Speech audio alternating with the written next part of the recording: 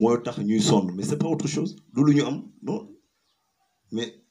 si les jeunes ne s'intéressent pas à ça ndax ku nekk yàlla denk na teranga boobu nga yemale ko sa biir kër bañ dëkk bi jëriñu ci évidemment ça pose problème. waaw ça pose problème yéen a ngi koy dégg jeunesse bi aussi il faut ngeen def effort ngeen di jege parce que léeg-léeg aussi boo doo bëgg luñ la bëgg a jiital yow da ngay bëgg nga mën a jege si da leen di jege aussi ngeen mën a am xam-xam mën a ànd ak nit yi yéen a ngi koy dégg képp ka nga xamante ni jeune nga ngay yëngu ci politique te mu intéressé la muy parti socialiste ñëwal nga jege si nga mën a waxtaan ak mag yi ngeen ànd léegi dañuy ñëw ci jaar-jaar tuuti am na lu bëri la nga xamante ne tey def ngeen ko faajaal ci seen jamono tey ñu bëri waxuma de li nit ñi di wax la. ñu bëri nee nañ ay jamono bi bu lamp tàkkee yàlla PS loolu moom dañ koy wax bu fi hôpital taxawee yàlla ak PS dañ koy wax du samay kàddu de li may dëgg ci mbedd bi laay wax bu fi foyer taxawee yàlla ak PS yooyu yëpp dama koy dëgg ndax mën nga ma ci gën a leeral ñu gën ci am lu leer. waaw yàlla def na vraiment suñu engagement politique dimbali nañ ci dëkk bi dëgg-dëgg parce que fi ñu toll nii lépp luy équipement collectif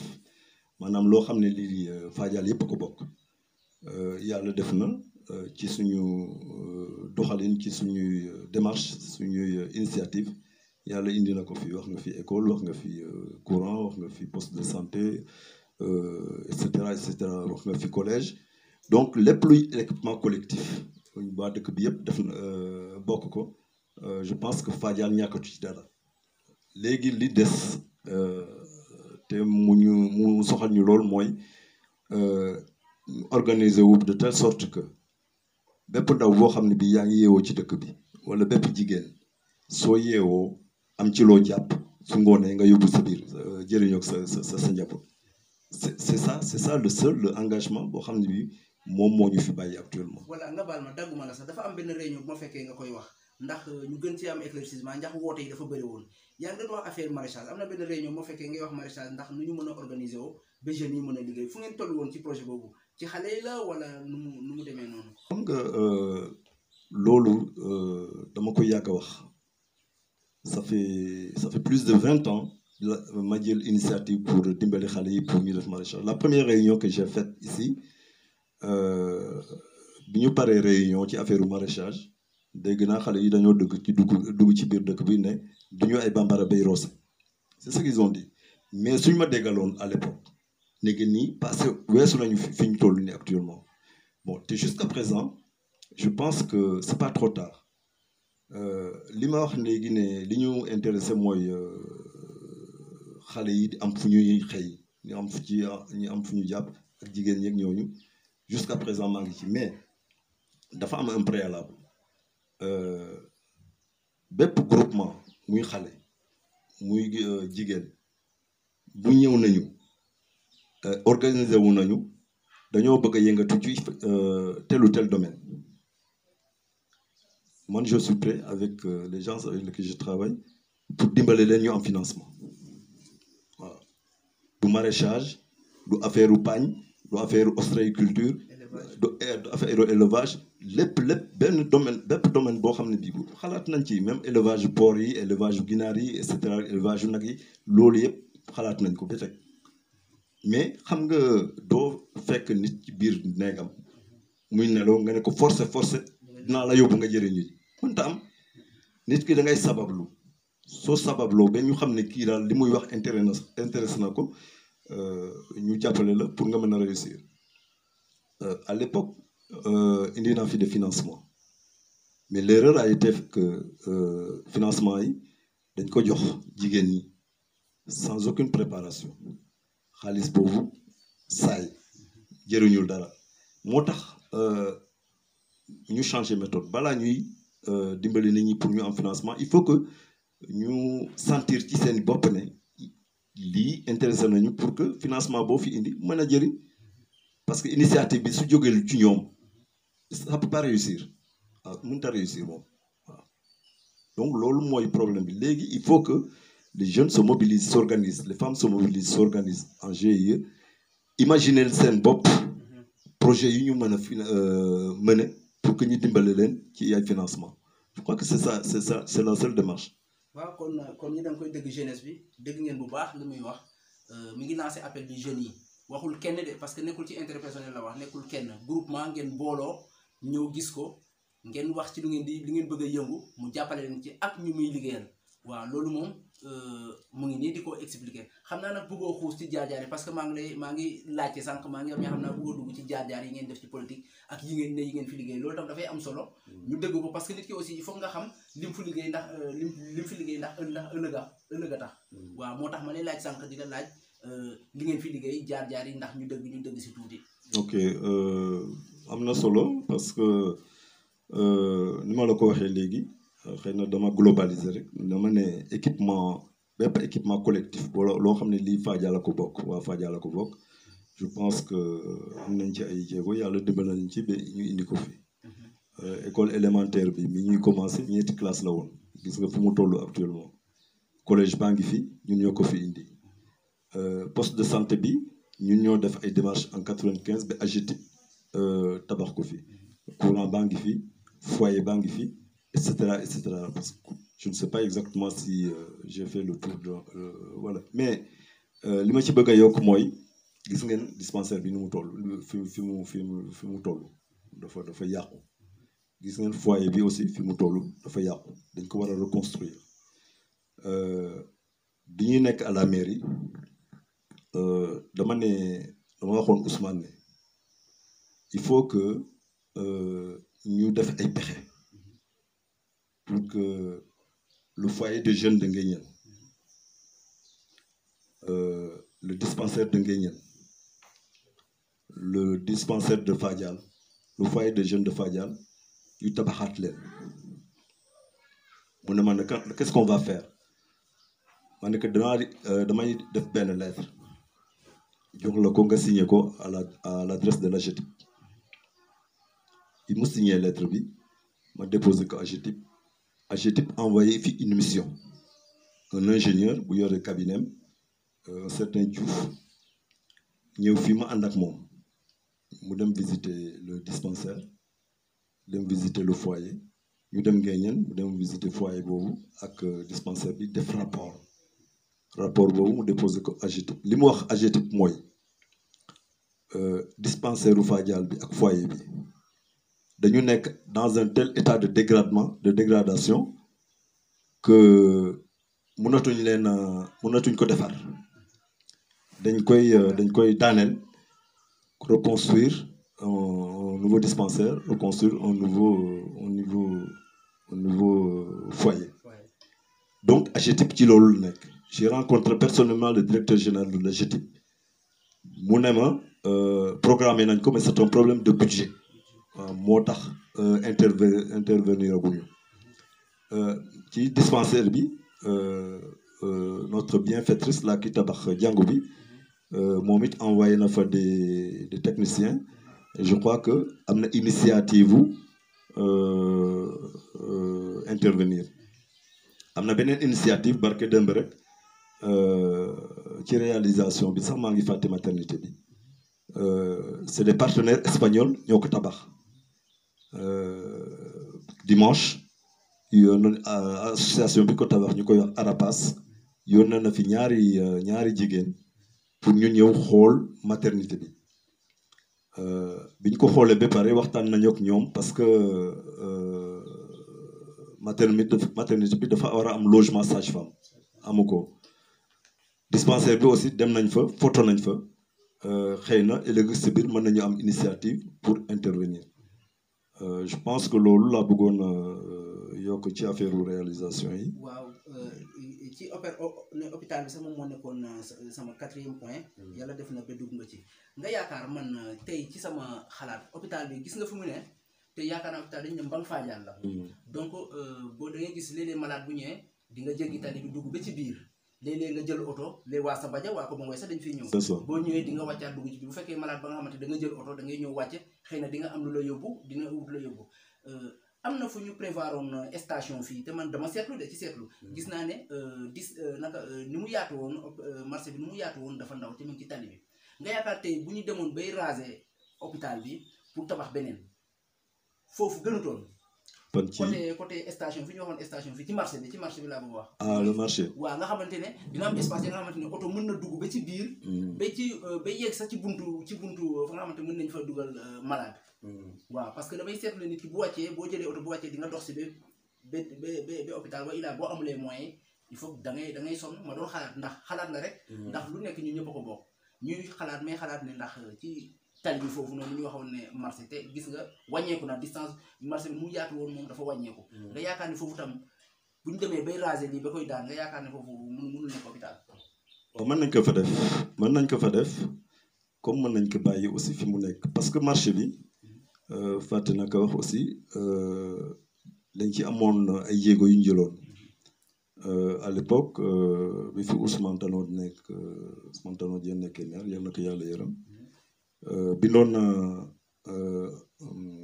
ADM l'agence de développement municipal pour que ñu tabax marché Fadial bi tabax marché Ndofane tabax marché Ndianda une mission de technicien aussi ñëwoon nañ fi ma ànd ak ñoom ñu jël dimension marché bi jël plan de masse bi yóbbu ko là également j'ai rencontré personnellement le directeur général de l'ADM Cheikh Issa Sall ba mu promettre ma ne incha allah ñetti marché yooyu dinañ ko tabax muy Fadial muy Ndofane muy Ndianda mais xam nga affaire administration dafa yéex depuis lors xëy na dossier bi mi ngi en cours ñu ñaan yàlla rek pour que ëllëg si biir ñu mu mën a feeñ mais su dee dañuy délocaliser dispensaire bi kooku administration moo koy jël décision boobu administration moo koy jël parce que moom moo xam li nga xamante ne ni moom mooy faciliter l'exécution des tâches du poste de santé. léegi ak ñi nga xamante ne ay bonne volonté la comme ndaw yi nga xamante ne ñu ngi ci dëkk bi xam nga léeg-léeg da ngay gën fii nga fekk ay hôpital yu mag ya nga xamante ne ci dëkk yu ndaw. nga gis fa hôpital yu mag boo laajee ñi la ñii de ñi fi dëkk te nekk ci kaw wala ñi fi dëkk te yàlla wërsëgal leen ñoom ñoo defar lii. nga yaakaar tey comme ni nga ko waxee waa AGETIP ñëw nañ fi espagnol yi ñëw nañ fi ak sage bi nga xamante ne kii nekk église aussi ñëwoon na pour xool. nga yaakaar ne ak ndaw si ñi nekk ci dëkk bi nii te seet naa ne ñu ngi fipp ku nekk mi ngi ne mën naa def lii nga yaakaar ñu tam seen doole nu mu mën a duggee ba liggéey bi mën a gaaw parce que man seet naa ne boobu ba léegi pas mal de gens qui m'appellent ñu ngi may woo di ma wax ne bu ñu commencé dinaa def lii. waa léegi loolu luy seen xalaat yi. xam nga ñaar ñoo mën a nekk c'est-à-dire que su dee liggéeyu administration dina xaw a jafe pour que ñoom ñu ciy def seen xaalis parce que l'administration su ñëwee financement global bi lay assurer mais ñoom en tant que fils de Fadial ak fille de Fadial mën nañu organiser wu même su dul dispensaire bi. xëy na yeneen investissement Fadial soxla na ko su dee ci ay xalaat dong lay doon yeneen loo xam ne li ñoom suñu organiser wu amee seen i financement parce que ça va être compliqué pour que ku nekk dinaa def lii mais ñoom à leur niveau dañu war a organiser wu wut seen bureau commencer di verser képp koo xam ne kii am nga lu njëgu tonne nga def ko ci seen kees képp koo xam ne kii am na njëgu barre de fer nga def ko ci seen kees et cetera à un moment donné Fadial dina am loo xam ne soxla nañ ko wax leen ne lii ak lii day Fadial soxla na ko comme ça au lieu que ñuy naan maay def lii ñu jëppi seen kees jox Fadial parce que ressortissant autre village loolu noonu la ñu organiser wu soo demee au niveau du Fouta investissement yi nga fay dégg ay collèges yu ñuy tabax ay lycées yu ñuy tabax ay et cetera mais noonu la ñu organiser wu dañu am seen organisation ñi nekk États-Unis ñi nekk France mais ñoom ñëpp dañu am seen organisation weer bu nekk am loo xam ne lii xëy na versé nañ ko ci seen caisse pour que ëllëg ak si biir bépp investissement bu ñu bëgg a def seen village fekk ñu am seen moyen pour def investissement yooyu. waaw tonton Etienne xam naa léegi ñu nekk ci njeexteelu émission bi fii nag Fadial ban conseil ngay jox jeunesse bi ñu delluwaat tuuti ban conseil ngay jox jeunesse bi pour ñu mën a former waat ndax Fadial gis nga dafa xaw a métti maanaam bu ma nee dafa xaw a métti dañoo xaajaloo trop. léegi actuellement nii ban conseil nga mën a jox jeunesse bi ba ñu mën a ñun ñëpp ñu boolaat même boo bokkee parti bële wala nga dëkk sanc wala nga dëkk Nduba wala fee nu ñu mën a def daal ba booloo ñu ñëpp ñu doon benn ndax ñu jàppandoo. xam nga Fadial moo gën a am importance parti bu nekk du PS du beneen parti njëriñu Fadial moo ëpp njëriñu parti donc la priorité c'est Fadial d'abord parce que balaa ngay doon PS wala ngay doon beneen parti da nga juddoo Fadial ba pare donc qu'on mette en avant l'intérêt de Fadial intérêt Fadial bi dañ ko war a jiital intérêt particulier parti yi ñu mujjal ko parce que suñ ko deful évidemment pour que ñëpp mën a booloo bokk ndey bokk bàyyi liggéey Fadial dafay xaw a jafe mais à l'endroit des jeunes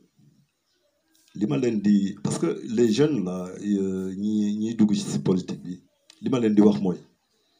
il faut pas privilégier la politique aux dépens de vos études def leen jàng leen ba pare su ngeen jàngee ba pare ba yoree seen diplôme su ngeen bëggee dugg ci politique mais politique bu mu leen yàqal seen njàng ça c'est très important fii au niveau des jeunes moom ni ma ko waxee léegi conseil bi ma leen di jox vraiment conseil bi ma leen di jox mooy ñu góorgóorlu parce que képp ku jëriñu yaa ko yàqal sa bopp solution de facilité du yóbbu kenn fenn il faut que ñu nangoo liggéey il faut que xale yi nangoo liggéey moo tax ma leen wax nañu organiser wu en GIE ñi nga xamante ne ñii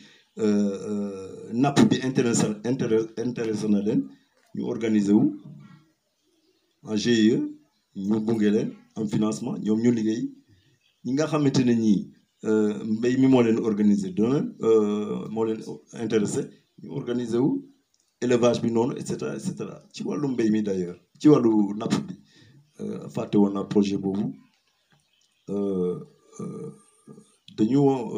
dañu amoon benn projet en rapport avec des Français pour yar ay yuux je sais pas comment huîtres yar ay huîtres fii au niveau de la lagune de Fadial projet boobu ba léegi ñoo ngi ci l'agence nationale de l'aquaculture bi ma tasee ak son directeur général il m'avait dit que am nañu benn projet bu mag boo xam ne bii war nañ ko def fii au niveau de la lagune de Fadial donc loolu ñoo ngi koy topp bi léegi te yaakaar naa ne loolu su génnee njëriñu Fadial bépp lay doon même parce que lagune bi Fadial Mbissel ak Joal Fadiouth ñoo ko bokk donc loolu su génnee je pense que njëriñu gox bi donc njëriñu gox bi lay doon donc vraiment may ñaan xale yi pour que avant loolu di am mais ñu organiser wu muy jigéen ñi muy xale yi muy waxambaane yi nga xamante ni vraiment am nañu des domaines d'intérêt particulier ci mbéy mi ci napp bi ci maraîchage bi et cetera mais ñu organiser wu parce que sans organisation mënoo am financement te je pense que les structures de l'État yuy financer xale yi financer jigéen ñi bari nañ fi la DER est là di financer ay xale di financer ay jigéen pourquoi pas ñu financer waa Fadial yi pourquoi pas mais DER mënul financer koo xam ne kii amul organisation donc je pense que il faut que xale yi vraiment organiser wu pour que ëllëg ak si biir ñu mën leen a financer. waaw balaa ma lay bay ngay tàggatoo Fadial TV la comme ni ñu koy waxee rek léegi sa xalaat ci Fadial TV ak wax dëgg di soxla aussi seen ñaan ak nu ñu mën a pousser daal ba Fadial TV ñëpp di ko déglu ba Fadial TV sori. waaw wax naa ko ci njëlbeen xanaa di la féliciter ci initiative bi nga jël parce que yaa jël sa bopp initiative pour créer Fadial TV ñun sunu warugal mooy ñu gunge la pour que ëllëg ak si biir fi nga bëgg a egg ñun ñu bëgg nga egg foofu aussi yàlla jàppale ñun ñëpp nga egg fa ci ay équipement ci ay conseils ci ay et cetera ci lépp loo xam ne li soxla nga ko pour que ëllëg ak si biir Fadial TV mën a développer parce que defaloo ko sa bopp Fadial nga ko defal gox bi yëpp nga ko defal je crois que ça c'est très important encore une fois di la remercier di la gërëm di la ñaanal surtout yal na la yàlla jàppale ci mën-mën ci xel ak ci wër pour que ëllëg si biir fi ñu bëgg nga egg yàlla yóbbu la fa te muy doon nag njëriñu Fadial yëpp. waaw léegi ñu bàyyi la say kàddu yu mujj ñu tàggatoo. waaw samay kàddu mu mujj la mooy l'unité appel à l'unité au niveau de Fadial man sama alal yëpp Fadial la awma lu ëpp Fadial awma dëkk boo xam ne bi moo ma gënal Fadial su ma sañoon tey Fadial mel ni Paris wala Fadial mel ni Ndakaaru et cetera donc mais loolu doomu Fadial yi ñoo koy liggéey doomu Fadial yi ñoom ñooy bokk ndey bokk baay joxante loxo pour que ëllëg ak si biir lépp lu nas ci Fadial Fadial mën ko réaliser donc foofu lay terminer samay kàddu. kon jërëjëf kon yéen ñuy seetaan Fadial TV tey tonton Etienne la ñëwoon seet si waxtaan nañu kon yaakaar naa njëriñ kese la waaw fu ñu toll daal ñuy bàyyee suñu xel dinañ dabi ñëpp nag muy sàmmkat yi muy béykat yi di nappkat yi di borom xam-xam yi ñëpp la ñuy dabi di waxtaan ak ñun Fadial rek lañ fi nekkal waaw kon nag ñu joxaat dégg daje beneen yoon ci beneen émission ci suñu plateau ate jërë ngeen jëf wasalaam.